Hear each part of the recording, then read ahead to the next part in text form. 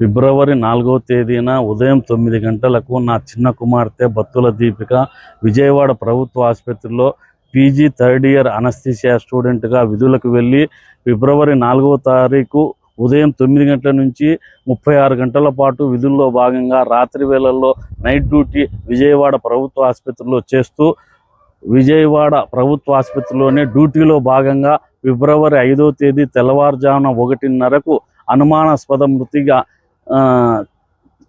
చనిపోతే ఈ రోజు వరకు దాదాపు 6 నెలల పాటైనా కూడా మా కుటుంబానికి ఊరట లేకోకుండా మాకున్న అనుమానాలని నివృత్తి చేయకోకుండా ప్రభుత్వము పోలీసులు కాలయాపన చేస్తున్నారు. మేము ఏమని చెప్తున్నామంటే మాకు విజయవాడ ప్రభుత్వ ఆసుపత్రిలో మెరిట్లో ఎంబీబీఎస్ తదనంతరం అట్ టైము పీజీ సీటు వచ్చిన మా కుమార్తె బత్తుల దీపిక విధుల్లో భాగంగా ఆ రోజు అనుమానాస్పదంగా మరణించడం ఈ రోజుకి మాకు బాధాకరము. ఆమె లేని లోటు తీరంది. మేము అనుమానాలు వ్యక్తం చేస్తున్న 3 పీజీ స్టూడెంట్లలో ఒకరిపైన అమర్ సాహసాని అరెస్ట్ చేసినారు. అతను కూడా బయలుపైన వచ్చాడు. అతను అమర్ సాహస అనే వ్యక్తి ప్రేమించిన మధుభావని అని విజయవాడకు చెందిన అమ్మాయి పైన కూడా పీజీ థర్డ్ ఇయర్ స్టూడెంట్, ఆమె పైన కూడా మాకు చాలా అనుమానాలు ఉన్నాయి. కాబట్టి మధుభావని కూడా పోలీసులు విచారించి ఆమె సెల్ ఫోను కాల్ డేటాలని చూసి సమగ్రంగా సత్వరమే విచారణ జరపాల్సిందిగా మేము డిమాండ్ చేస్తున్నాము. నేను ఈ విషయంలో రాష్ట్ర ముఖ్యమంత్రి నారా చంద్రబాబు నాయుడు గారిని, రాష్ట్ర మంత్రులు నారా లోకేష్ గారిని, మన రాష్ట్ర వైద్య ఆరోగ్య శాఖ మంత్రి సత్యకుమార్ యాదవ్ గారిని పలు దఫాలు కలిసి మాకు అన్యాయం జరిగింది, మా కుమార్తె ఆత్మహత్య చేసుకోలేదు, అనుమానం మాకి ఆమెను చంపినారేమో అని ఉన్నది, 3 విద్యార్థులపైన మాకి అనుమానం ఉన్నదని చెప్పేసి పీజీఆర్ఎస్లో కూడా పలు దఫాలుగా మేము చెప్తూ పోతున్నప్పటికీ వాళ్ళు పీజీఆర్ఎస్లో కూడా కేవలం సమయం చూసి క్లోజ్ చేస్తున్నారే తప్ప మాకు సరైన న్యాయము ప్రభుత్వ పరంగా కానీ పోలీసుల పక్కన కానీ జరగడం లేదు. ఎందుకంటే ఆ రోజు అనుమానాస్పద మృతి కింద మాకు అనుమానం కలిగి మేమై పోస్ట్ మార్టం జరిపించినాము, మేమై మాచవరం పోలీస్ స్టేషన్లో ఫిర్యాదు చేసినాము. ఆ రోజు నుంచి ఈ రోజు వరకు 6 నెలలు గడిచినప్పటికీ మాకు పోస్ట్ మార్టం రిపోర్ట్ కూడా ఇవ్వకపోవడం కూడా చాలా దారుణము. తర్వాత ఫోరెన్సిక్ ల్యాబ్ అన్నారు, RFSL రిపోర్ట్ కూడా ఇవ్వలేదు. అలాగే మా కుమార్తె బత్తుల దీపిక రాత్రి 8:30కి డ్యూటీలో ఉండాల్సిన అనస్థీసియా విభాగం assistant professor doctor Sushma madam గారు కూడా ఆ రోజు విధుల్లో లేరు. ఆమె ఇంటి వద్ద ఉన్నది.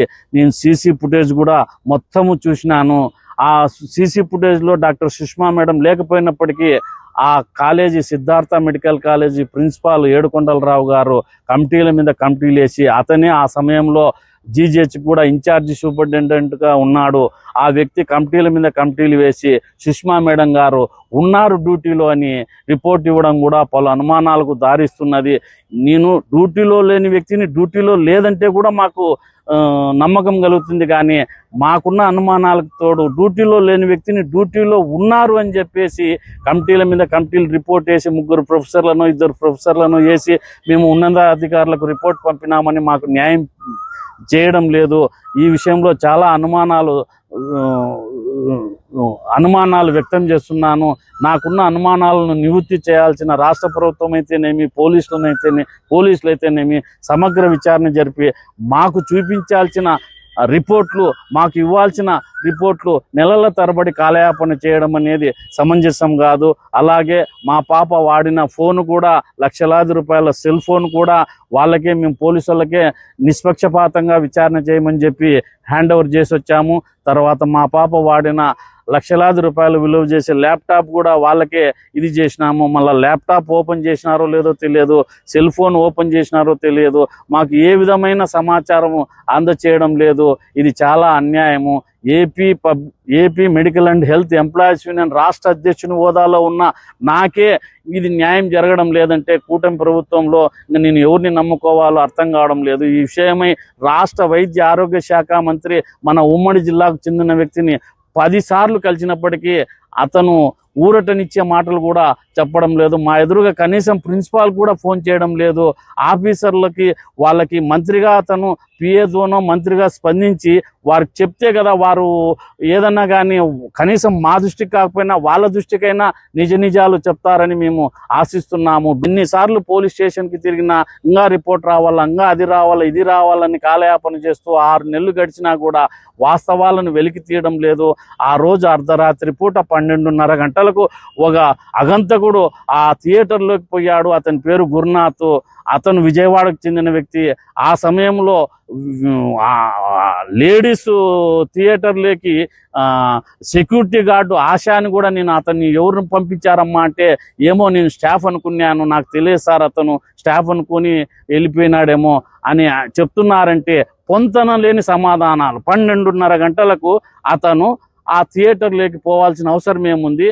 ఆ థియేటర్లోకి వెళ్ళిన తదనంతరం నిమిషాల వ్యవధిలోనే మా పాప అనుమానాస్పదంగా మరణించడం ఏమిటి? నాకు అగమ్య గోచరంగా ఉంది. మా పాప ఆత్మహత్య చేసుకునే వ్యక్తి కాదు, పిరికి వ్యక్తి కాదు, చాలా ప్రతిభావంతురాలు, ధైర్యవంతురాలు. నాకు 2 కూతుర్లు, 2 ప్రభుత్వ కళాశాలలో చదివి డాక్టర్లుగా చెందిన వ్యక్తులు. మొదటి పాప గైనకాలజిస్టు, రెండో పాప MBBS పూర్తయిన తదనంతరమే PGలో సీట్ సంపాదించింది. చివరికి అక్కడి నుంచి శవంగా తీసుకురావడం మాకు చాలా బాధ కలుగుతుంది. ఈ రోజుకి 3rd year MD anaesthesia course complete చేసుకొని రావాల్సిన పాప మా ఇంటికి సంతోషంగా. ఈ లోటును ప్రభుత్వం పూడ్చాలి. ఈ లోటును ప్రభుత్వం మాకున్న అనుమానాలను నివృత్తి చేయాలి. మాకు ఎందుకంటే కనీసం ఆ పాప తిరుపతిలో చదివిన MBBS సర్టిఫికెట్లు కూడా విజయవాడలో యూనివర్సిటీ వాళ్ళ పర్మిషన్ తీసుకుంటే కానీ మేము ఇయలేమని విజయవాడ సిద్ధార్థ మెడికల్ కాలేజ్ ఏడుకొండలరావు గారు కన్నీటి పర్యంతమవుతున్న మా తల్లిదండ్రులకు మా పాప సర్టిఫికెట్లు మేము చూసుకోవాల్సిన సర్టిఫికెట్లు కూడా ఇకపోవడం అనేది చాలా దారుణము. వాస్తవాలు ఏమి జరిగినాయి అనేది ప్రభుత్వము ఈ విషయంలో బయటకు తీయాల్సిందిగా నేను డిమాండ్